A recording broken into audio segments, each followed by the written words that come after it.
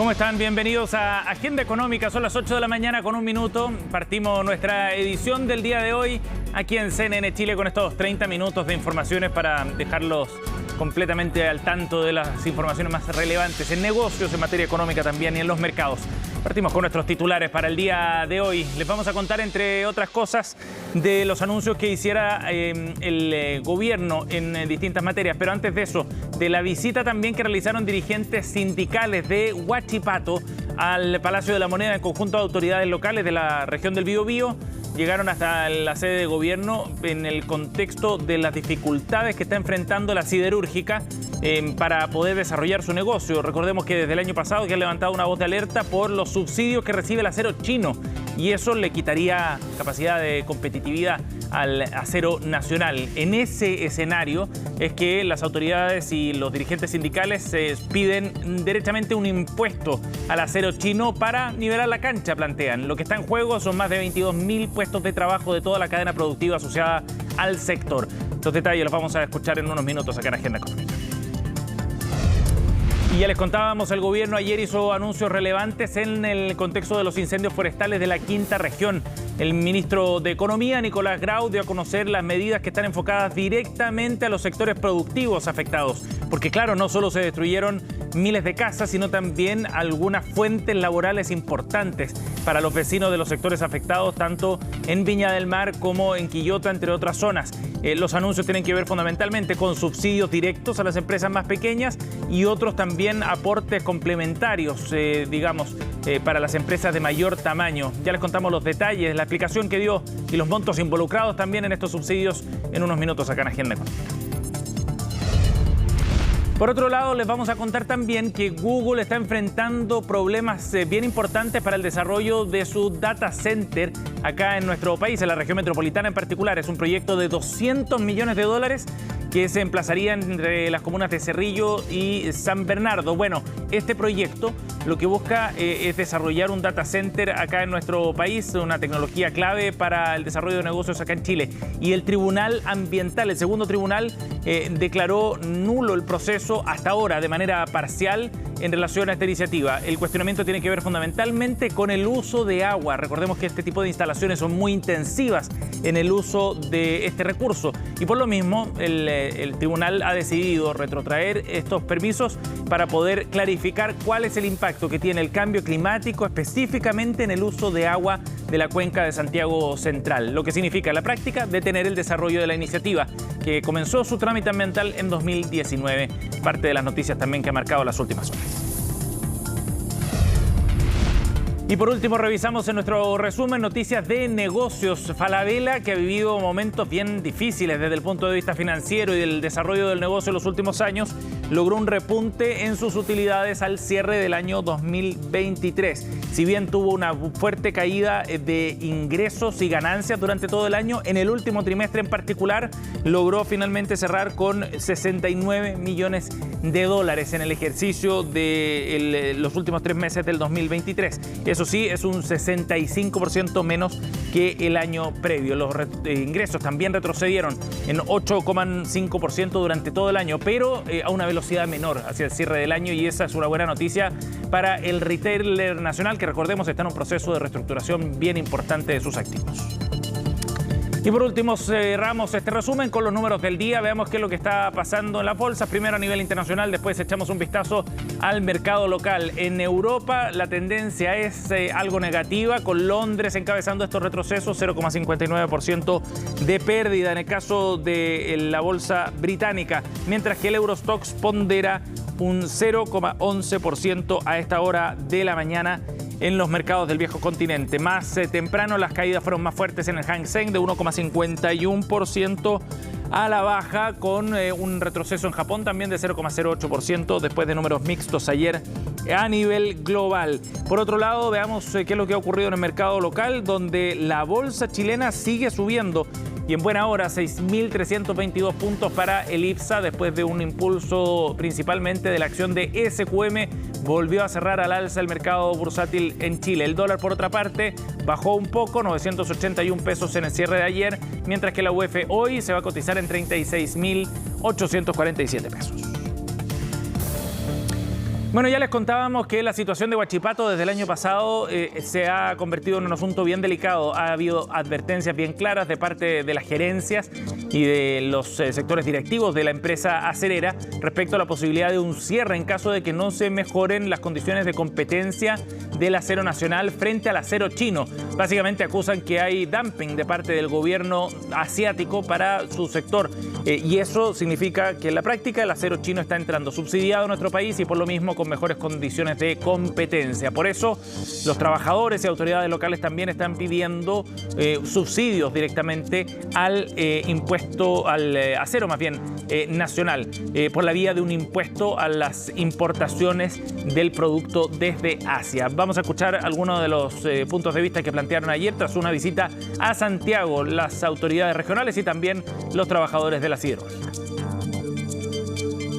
Huachipato representa una cadena de valor de 22.000 empleos. 22.000 empleos, en términos muy simples, son aproximadamente 80.000 personas, pero que dinamizan otras actividades económicas. Esta gente vive mayoritariamente en la provincia de Concepción. Lo que estamos pidiendo no es un favor, no es un perdonazo a Huachipato. Se necesita una salvaguardia del orden del 25% para nivelar la cancha y que el acero importado que llega compita en igualdad de condiciones con el acero chileno. El llamado que hacemos es a la sensatez al momento de tomar la decisión de la aplicación de una salvaguarda, porque lo que estamos pidiendo acá no estamos pidiendo un proteccionismo de nuestra industria nacional, sino que se corrija la distorsión del mercado, la distorsión de la competencia que hoy día está generando el acero chino en nuestro país. Las economías de las comunas ahora se van a ver afectadas. Creemos que es urgente que se tomen decisiones políticas, así como ya lo hizo el presidente Lagos y la presidenta Michelle Bachelet. El acero es un producto estratégico. Del acero chileno no solo dependen otras industrias que de cerrarse Huachipato van a caer como efecto dominó. Bien, ahí veíamos alcaldes y gobernadores también preocupados, sobre todo por el impacto territorial que esto puede tener. Los 22.000 puestos de trabajo que se estiman están asociados a toda la cadena productiva estarían en riesgo de no tomarse medidas que ahora tienen que ser analizados por las autoridades para ver si es que se justifica o no efectivamente la aplicación de algún tipo de salvaguardia que permita nivelar la cancha, como plantean las autoridades locales. Los trabajadores, como ya les contábamos, también preocupados por sus fuentes laborales, han pedido resguardar la situación de la acerera en la octava región. Si Huachipato cierra, se dice 20.200 empleos se pierden, es cierto, y no son recuperables, o sea que nos empobrecemos rápidamente como región. Si no hay una salvaguardia, Huachipato cierra. No podemos competir con una China que está llegando con un acero con un 40% menos. Hoy día nosotros no salvamos ni la materia prima. Ya tuvimos un cierre, ¿no es cierto?, de una línea que es el laminador de barra Talcahuano. Ya no vamos a tener más barra para la construcción, para hacer malla, para hacer clavo, eso ya se perdió. Pero no queremos ahora dejar al cobre sin su material. No lo podemos dar ese lujo. 8 de la mañana con 10 minutos. En otro tema, el gobierno anunció una serie de subsidios en la quinta región enfocados a los afectados por los incendios forestales. No son subsidios hacia el sector residencial, por ejemplo, o de enseres, sino a nivel productivo. Por eso el ministro Nicolás Grau viajó hasta la quinta región para hacer el anuncio de 2 líneas de apoyo, una que va dirigida directamente con subsidios a las pequeñas y microempresas y otro que tiene que ver con el foco productivo de las empresas de mayor tamaño y con un apoyo que podría entregar Corfo. Este fue el detalle de lo que anunció ayer el ministro Nicolás Grau. Este monto de hasta 10 millones de pesos va a poder llegar a todas las empresas de menor tamaño, a todas las MIPYMES que han sido catastradas y las que van a ser catastradas en los próximos días.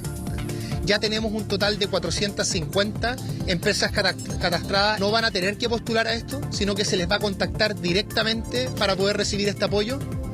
Y ese contacto va a comenzar desde la semana del 4 de marzo. A su vez, hay un programa Activa Corfo, y esto es para inversiones algo más grandes, ¿ya? Para empresas también que son MIPYMES, pero que son un poquito más grandes muchas veces que microempresas, que están disponibles a hacer ellos también una inversión. 8 de la mañana con 11 minutos. Vamos a ir a otro tema. Cerca del 70%, de acuerdo a un reciente sondeo de los chilenos, cree que no podría acceder a un crédito hipotecario para comprar una vivienda. La percepción que se ha manifestado en este sondeo refleja con claras luces las dificultades que hay hoy día para poder acceder a este tipo de financiamiento. Por un lado, por tasas que están más altas, pero también por mayores restricciones que está estableciendo la banca y que redundan, por supuesto, en un impacto directo en el sector inmobiliario. Natalia Muñoz, en la siguiente nota, reportó el tema. 3 veces intenté sacar mi departamento, pero en vista que los créditos están pero inalcanzables, o sea, le ponen N trabas. Ahora sí que es un sueño. Antonio intentó postular en 3 oportunidades para comprar un departamento en Renca. Ahora decidió desistir porque cree que no puede acceder a un crédito hipotecario y las razones pueden ser varias. Primero, el alto precio de las viviendas. Segundo, las altas tasas de interés hipotecario. Y tercero, el escenario económico del país no es el mejor. En el último tiempo, el precio de las viviendas ha aumentado más que el salario de las personas. Esto porque el precio de las viviendas se comunica en UEFs, mientras los salarios son en pesos. Casi el 70% de las personas en Chile cree que no pueden acceder a un crédito para la vivienda propia. Esto según un estudio de la Universidad San Sebastián aplicado a residentes de 205 comunas. Siempre suelo ir revisando, siempre se ve que sube, baja, pero últimamente ha estado más difícil. Ahora es imposible realmente comprarse un departamento o una casa. Siempre hay una cosita que como que te corta. No hay facilidades para este país, o sea, no se puede conseguir cosas. La caída en la demanda de los préstamos para adquirir una vivienda se mantiene desde la pandemia. Expertos explican que las mayores tasas de interés, los altos costos y la inflación serían parte de las causas. Se ha complicado últimamente, en el último tiempo, porque aumentó la UEF y también aumentaron las tasas. Las buenas noticias es que hoy día la UEF ya está contenida y se espera que de aquí al segundo semestre ya esté en el rango meta de un 3%. Hoy en día aparecen muchas oportunidades, tanto en el mercado como a través de la inmobiliaria. Se dice que cuando las tasas están altas, los departamentos están baratos. El día de mañana, cuando bajen las tasas de crédito hipotecario, van a aumentar los precios de los departamentos. Por lo tanto, hoy en día sí es un buen momento para invertir. El 2024 comenzó con un pequeño alivio. Según el último indicador del Banco Central, la tasa de interés en vivienda se ubicó en promedio en 4,99. De esta forma, cayó 21 puntos respecto a diciembre del año pasado. La gente sueña con entrar a las propiedades, pero también se siente fuera, y lo que muestra esta baja en la tasa de postulaciones a créditos es que la gente ya ni siquiera lo intenta. Y eso a mí me parece que puede ser súper dañino. Existe un alto stock de oferta de cara a la inmobiliaria, las cuales están muy presionadas a poder entregar y mejorar su oferta de valor y generar mayor tipo de promociones, ya sea en el precio o en distintos tipos de campañas. Y por el alto stock de viviendas nuevas y usadas es que las inmobiliarias buscan entregar facilidades a los potenciales clientes. El que pueda comprar hoy va a poder comprar a muy buenos precios y ese precio queda congelado hoy día. Los precios van a tender a subir más adelante, por lo tanto el poder acceder a congelar el precio hoy es relevante. Tenemos bancos, tenemos mutuarias, tenemos empresas de leasing. Adicionalmente, muchas inmobiliarias ofrecen la opción del bonopié. Ese 20% famoso que piden las inmobiliarias para pagar, nosotros financiamos hasta un 15% de manera directa a los clientes en cuotas mensuales de hasta 60 meses y sin interés. Además, se ofrece apoyo en el dividendo mensual a través de un subsidio y arriendo con compromiso de compra. Pero ¿cuáles son las comunas con mejor rentabilidad? Cerrillos, San Miguel, La Cisterna, también Ñuñoa está entregando interesantes rentabilidades, como también regiones a lo largo de Villarrica, Reñaca, Quilpué y también, por supuesto, La Serena a través del modelo de arriendo diario que también permite mejorar de manera ostensible la rentabilidad de la inversión inmobiliaria. Una inversión donde los clientes también toman en cuenta la plusvalía y la seguridad de la zona. Optar a financiamiento hipotecario no debería ser tan limitado como pensamos que es. El tener un buen comportamiento en nuestras finanzas, el tomar conciencia de cómo utilizar la tarjeta de crédito es la clave para poder ir dando los antecedentes a un banco. El principal consejo es asesorarse y ahorrar con miras al futuro. Esto sabiendo que el 2024 comenzó con noticias positivas y la tasa de interés podría continuar bajando en los próximos meses y años. 8:16, nos vamos a ir a una pausa. Ya regresamos, seguimos con Agenda Económica.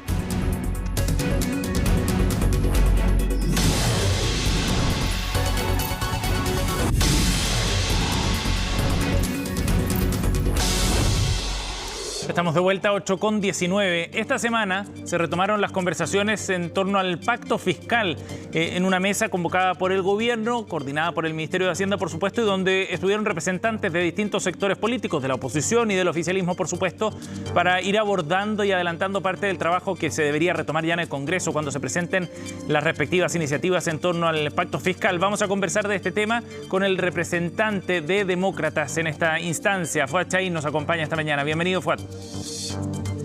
Hola, muchas gracias, Sebastián. Gusto saludarte. Gracias por estar con nosotros. Fuad, bueno, empieza a tomar algo de forma. También parte de esta iniciativa, en particular esta semana, se abordaron aquellos temas que tienen que ver con exenciones. ¿Cuál es la visión que tienen ustedes desde Demócratas respecto a la forma que está tomando este pacto fiscal que está impulsando el gobierno? Creo que en general tenemos, al menos desde el punto de vista político-técnico, que es el componente de esta mesa, digamos, sí. Falta el componente más político, yo diría, ciertos acuerdos transversales básicos en distintas áreas. Me refiero a todo lo que fue la primera etapa que trabajamos el año pasado, que incentivó el crecimiento, la inversión, reactivación económica, control de elusión y evasión, agilización en el Estado para poder otorgar los permisos sectoriales para que de alguna forma no entren en esta verdadera tortura china, ¿no es cierto?, que es la obtención de los permisos para poder desarrollar algún proyecto de inversión en nuestro país. En eso creo que hay un alto nivel de consenso. Ahora entramos, yo diría, a la parte más compleja que tiene que ver con la discusión respecto del impuesto a la renta, donde hay una propuesta del gobierno que es rebajar el impuesto de primera categoría, es decir, el impuesto corporativo a las empresas de un 27 a un 25%, sí. Pero establecer una tasa de un 1%, que es una tasa de desarrollo que se puede rebajar cuando se acredite, ¿no es cierto?, inversión en innovación, nuevas tecnologías en ciertos sectores prioritarios, y por lo tanto esa inversión se podría cargar contra ese 1%. Y también ayer se planteó la posibilidad de establecer una ley de créditos tributarios donde se establezca, o el día lunes mejor dicho, un fondo con un monto determinado al año que va a ser administrado por un comité creado por ley, para tener un monto definido de crédito al que pueden postular las empresas con proyectos que tengan un alto efecto multiplicador en la economía, que tengan potencial de descarbonización o rebajar la huella de carbono, la huella hídrica. Ahí estamos discutiendo todavía los criterios y sobre todo ser capaz de generar impacto en mano de obra, de absorber, desarrollar nuevas tecnologías, sí. Y de invertir en zonas extremas. Ahora, usted ve a estas alturas del partido, digamos, después de todas las reuniones que ha habido, que han sido muchas, ¿se está generando algún consenso respecto al pacto fiscal como para que esta iniciativa tenga sustento técnico y político también en el Congreso después? Mira, yo creo que ¿dónde están las diferencias? Aquí lo que se hace en el fondo es rebajar cierta carga tributaria. ¿Ya? Eso es lo que se está planteando hoy día con objetivos claros, ¿no es cierto? Reducir la huella ecológica, generar innovación, tecnología, desarrollo de áreas rezagadas. Pero obviamente que también viene un fuerte control de la elusión y la evasión. Yo creo que en eso deberíamos estar todos de acuerdo. Donde tenemos diferencias, que efectivamente hay, digamos, en la discusión respecto, hay aumento del impuesto a las transacciones bursátiles, y eso tenemos que discutirlo, y ahí efectivamente hay menos consenso. Hay revisión de ciertas exenciones, por ejemplo, en materia de renta presunta, donde se rebajan los topes de la renta presunta. También hay discusión ahí. Nosotros tenemos objeciones, por ejemplo, en el tratamiento tributario en materia de vivienda, ¿no es cierto?, donde creemos que el problema que genera siempre esto, que termina impactando en el costo, ya sea o de la vivienda o en el costo del arriendo, porque efectivamente hay beneficios tributarios, por ejemplo, donde se limita el crédito hipotecario solo para el primer crédito, el beneficio tributario. Pero bueno, eso evita que personas puedan invertir a través de créditos hipotecarios en viviendas para el arriendo, y cuando hay menos disponibilidad de viviendas para el arriendo termina, ¿no es cierto?, aumentándose el costo del arriendo. Hoy día que está tan difícil adquirir la vivienda propia, lo que vamos a generar ahí es una presión para que aumenten aún ya los altos cánones de arrendamiento, y eso golpea derechamente a la clase media de nuestro país. Nosotros como demócratas vamos a defender a la clase media, ¿no es cierto? Y eso creo que son cuestiones que son súper discutibles. Lo mismo respecto con eliminar ciertos beneficios asociados al FL2. También lo mismo, creo que cada vez que le hemos metido mano a la tributación de la vivienda hemos terminado impactando, ya sea en el costo final de la vivienda o en el costo de la renta de arrendamiento, lo que me parece que está agudizando la crisis habitacional que tenemos hoy día en nuestro país. Y ahí no vamos a estar disponibles. En torno a las exenciones, en todo caso, el gobierno ha presentado una serie de propuestas que tienen una base, por ejemplo, técnica bien importante, porque muchas son fruto del trabajo que encabezó Rodrigo Vergara, expresidente del Banco Central, en el gobierno del presidente Piñera, convocados por el ministro de Hacienda de aquel entonces, Ignacio Briones. ¿No hay sustento técnico entonces como para seguir avanzando en esta línea? Es que yo creo que eso es importante también para ver las posibilidades políticas que tiene esto después de avanzar en el Congreso. Por supuesto que uno está abierto a discutir el tema de la exención. Yo creo que es absolutamente necesario entrar a ese debate, ¿ya? Pero también es importante ver cuál es el impacto que tienen estas medidas muchas veces en la clase media. Y ahí nosotros como demócratas vamos a defender la clase media, vamos a apoyar todo lo que signifique control de la elusión y la evasión, porque los impuestos que hoy día existen tienen que pagarse y hemos visto en diversos casos en que efectivamente tenemos problemas con eso, de graves, y tenemos que, en primer lugar, preocuparnos que los impuestos que ya están definidos se paguen por quien corresponda. Luego vamos a apoyar todas las medidas que tienen relación con el prodesarrollo, el crecimiento, la inversión, porque necesitamos recuperar la capacidad de crecer, de generar empleo, de dinamizar nuestra economía, y vamos a estar disponibles para revisar todas aquellas exenciones que no tengan justificación, aquellas exenciones que hoy día, ¿no es cierto?, han perdido justificación y por lo tanto se prestan más bien para cuestiones que dicen relación con la evasión. Ahí está todo el tema de los beneficios de los fondos de inversión privados. Yo creo que hay propuestas que están bien enfocadas, que nosotros estamos abiertos a poder analizar y revisar, ¿no es cierto? Y ver cuáles son los números, cuánto van a recaudar, cuál es el impacto que tiene. Recién vimos un PowerPoint, no hemos visto los números todavía. Pero todo lo que impacte negativamente a la clase media, por cierto que Demócrata no lo va a apoyar, sobre todo en una materia tan sensible como el tema de la vivienda. Nosotros creemos que el tema de la vivienda hoy día es una situación crítica en nuestro país. Ahora, y no podemos seguir generando presión al alza, ya sea el precio de la vivienda o el canon de arrendamiento. Ahora, hemos hablado de todos los mecanismos para recaudar, pero esto tiene un objetivo claro, ¿no?, que se ha trazado así al menos el gobierno. 2,7 puntos del PIB para recaudar y financiar de esa forma entonces una serie de gastos urgentes en salud, pensiones, entre otras cosas. ¿Es posible quitar algunos de estos elementos de las exenciones, por ejemplo, que afectan a la clase media, y de todas maneras llegar a ese 2,7%? Yo creo que, bueno, justamente para eso estamos a la mesa, para poder ver qué otras cosas podemos hacer, pero también cómo podemos focalizar de mejor manera el gasto, ¿ya? Sí, también, esto tiene dos patitas, ¿no es cierto? Una, ver cómo aumentamos los ingresos, cómo recaudamos primero, como te digo, los impuestos que hoy día están establecidos y que no se paga a través del control de la elusión y la evasión, ¿ya? Hay discusión en el estudio, ¿no es cierto?, que hizo Jorrat, si está bien hecho, está mal hecho, ¿ya? Pero más allá de la discusión, hay un hecho que es indiscutible. En Chile hay elusión, hay evasión, y esos espacios, esos forados, tenemos que cerrarlos. Eso es un hecho indiscutible. Esa es la primera tarea. Y luego, mejorar la eficiencia del gasto, la focalización del gasto público, ¿no es cierto? Y no seguir metiéndole presión al gasto público, porque eso es insostenible en el tiempo. Porque la primera prioridad para poder recaudar más es recuperar nuestra capacidad de inversión y de crecimiento. De ahí, por lo tanto, nosotros estamos disponibles ya a poder apoyar todo lo que diga control de la elusión y la evasión, a revisar efectivamente cada una de las exenciones, pero no estamos disponibles a apoyar esa eliminación de exenciones si es que esta tiene un impacto negativo en la clase media, que es la más agobiada hoy día. ¿Por qué? Porque efectivamente tiene que financiar muchas veces su salud, su educación, su vivienda, ¿no es cierto? Y que las rentas simplemente no le alcanzan para poder cubrir todo su gasto. Entonces creemos que a la clase media hoy día hay que protegerla, no hay que seguir aumentándole sus costos, y desde ese punto de vista es como nosotros vamos a enfrentar este debate de la discusión de las exenciones. Bien, Fuad, gracias por conversar. Hay cosas que me parecen lógicas, ¿no es cierto? Hay exenciones que, como digo, que han ido perdiendo justificación en materia, ¿no es cierto?, de fondos de inversión privados, de transacciones bursátiles, que por cierto estamos con una predisposición positiva a poder evaluar. Bien, Fuad, gracias por conversar con nosotros esta mañana, muy amable. Que esté muy bien, adiós. Gracias, hasta luego. 8:29, cerramos esta revisión de agenda económica. Partimos Noticias Express en unos minutos con Frecia Soltó.